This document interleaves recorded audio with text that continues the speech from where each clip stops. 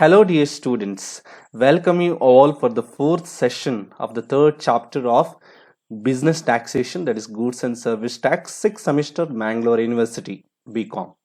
So, in this session, we are going to discuss in detail tax invoice under GST. So, my presentation will contain tax invoice, its meaning and introduction, then provisions regarding tax invoice, then contents of tax invoice, then bill of supply, then sample GST invoices for your reference. So let me begin with tax invoice. So what is this tax invoice? Tax invoice is nothing but GST invoice or GST tax invoice. So what is the meaning of GST tax invoice? So it is an invoice issued by a registered supplier to the recipient for supply of goods and services. That's the meaning of GST tax invoice. So it is nothing but it is an invoice or bill or whatever the word you can say. So it is issued by the registered supplier to the recipient of goods and services for ascertaining that this is what supplied to you, or this is the worth of the goods, this is the money that you have to pay to me. So ascertaining or asserting that the supply has happened. Registered person must issue the invoice when he has to issue, before or at the time of removal of goods for the supply to the recipient. So it should be compulsory from the part of the supplier. Whenever there is a movement of goods, he has to issue the invoice before the supply or at the time of the supply, not after the supply. Tax invoice is crucial for the recipient, that is purchaser, to avail the input tax credit, because if there is no invoice, then the purchaser or the recipient of the goods cannot claim input tax credit in his GST ledger, because there is no proof that he has purchased something. So that's why it is compulsory from the part of recipient to have the GST tax invoice. Then it is an indicator of time of supply. So how we can find out when the supply has happened? So through GST invoice, you can easily find out what is the time of the supply, when, on which date supply has happened, and also what is the GST levied on the time of supply, because GST may be changed from time to time. So that's why it is very important. Time of supply is very important because GST is levied on the time of supply. Now let us discuss some provisions regarding GST tax invoices. So I have made 3 columns here: description for goods and for services. So what are the provisions for goods, and also what are the provisions to the services with regard to GST tax invoice. Now let us discuss one by one section. So section 31 subsection 1 speaks about goods, and section 31 subsection 32 speaks about services regarding the provisions regarding tax invoice. Then who has to issue the GST tax invoice? For goods, it is registered person supplying taxable goods. Then for services, again a registered person supplying taxable services. Very clear. Only registered person can issue the tax invoice in the both cases. Then time of issue. This is very important because GST is levied at the time of issue. That's why time of issue is very crucial for the determination of GST and also for issue of invoice. So it is for the goods before or at the time of removal of goods. So we have already discussed that in the introduction itself. So it should be before the supply of the goods or at the time of supply of goods when there is a movement of goods.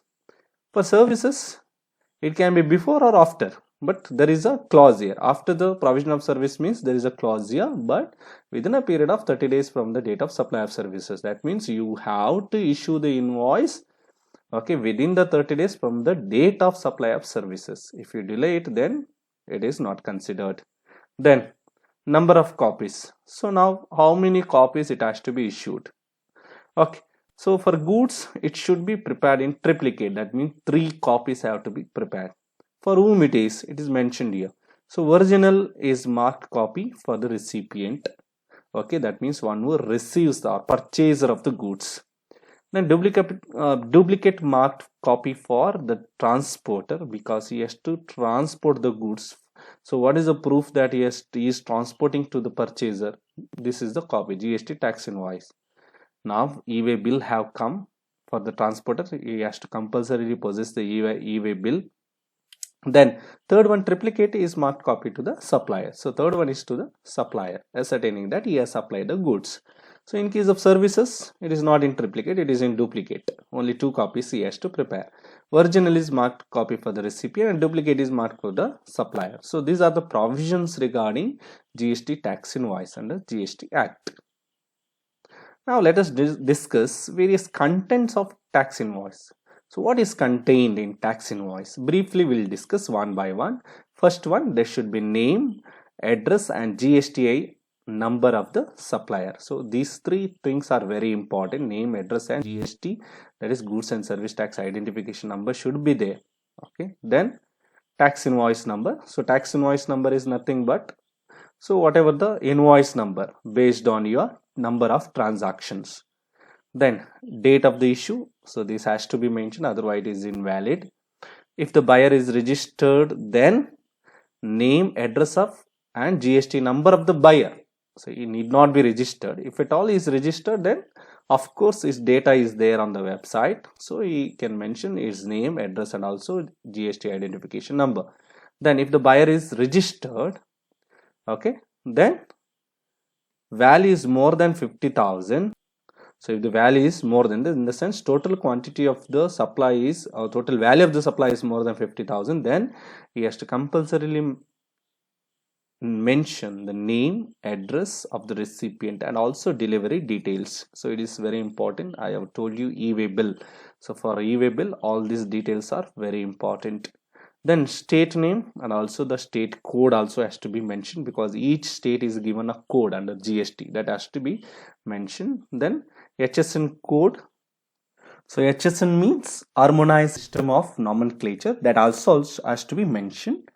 Then description of goods, what type of goods it is. Okay, just you have to describe. Then quantity of the goods. So what is the quantity of the good that is supplied? Then total value of the goods and also units, that also total value, in the sense you have to multiply the price with the quantity, you will get the total value of the goods and also number of units.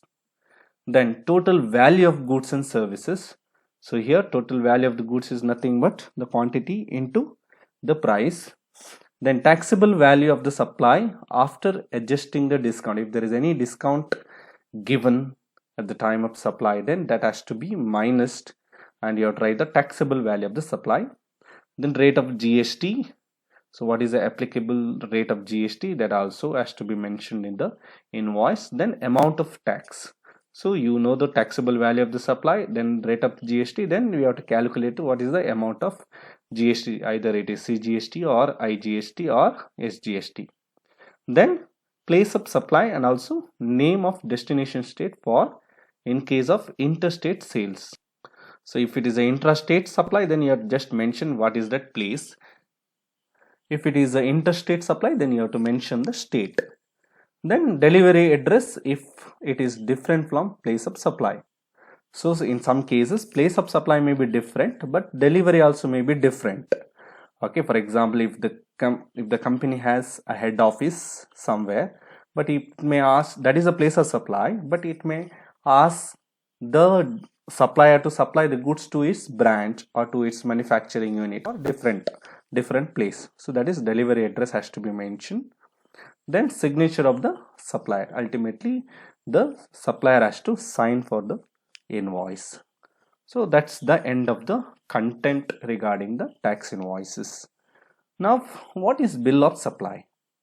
Now we know GST tax invoice is issued when the dealer or supplier is a registered dealer supplying goods and services.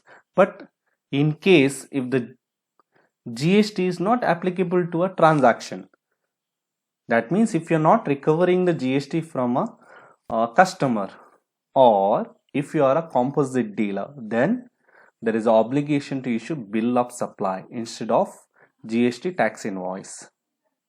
So that is bill of supply. So it is issued when GST is not applicable on a transaction, or when GST is not to be recovered from the customer, or supplier is registered under the composite tax scheme. So there are two schemes we have discussed, that regular and composition scheme. So if he is registered under composite tax scheme, then he has to issue bill of supply instead of GST invoice. So who can issue? as I have told you. One is definitely composition dealer, then for which GST is not applicable, that is exporters and exempted goods supplier. So only for these people uh, they have to issue bill of supply instead of GST tax invoice. So what are the contents?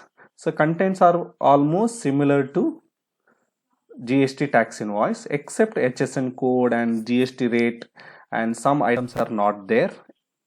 Other than that, everything is as contained in the GST tax invoice. Now let us see some sample GST tax invoices. So how it contains, how it looks for your reference only. So this is a tax invoice, GST tax invoice issued by GST Zen. Okay, see, everything is as I told you. What are the contents? You can see here everything is mentioned: supplier name of the supplier, address, then GSTN number, then invoice number, invoice date, invoice amount, everything is mentioned. Then buyer also, buyer details also mentioned, his GST number is also mentioned. Then see here, the description of the goods are given, HSN code is given, then unit price is given, taxable value also given. Then here it is IGST, since it is a interstate from Jharkhand to Rajasthan. So total taxable value is given, then GST rate is given. Then your signature is not put because it is not a final bill. So you can see. Then this is another bill. Here also see the supplier, then the recipient, invoice number, then date, everything is mentioned here. Then waybill number, that is also mentioned. Then what are the products, HSN code, then rate, unit price is given, quantity is given. Here also IGST and rate, total taxable value and tax payable also given. So this is regarding the intrastate supply. Again, same procedure, everything is given here: name of the supplier, name of the recipient, invoice number, GST number, then goods, HSN code. Okay, then quantity, rate, GST, the tax, total tax, here it is, then GST rate is given, everything is given. So these are the various tax invoices for your reference. So thank you for watching this video.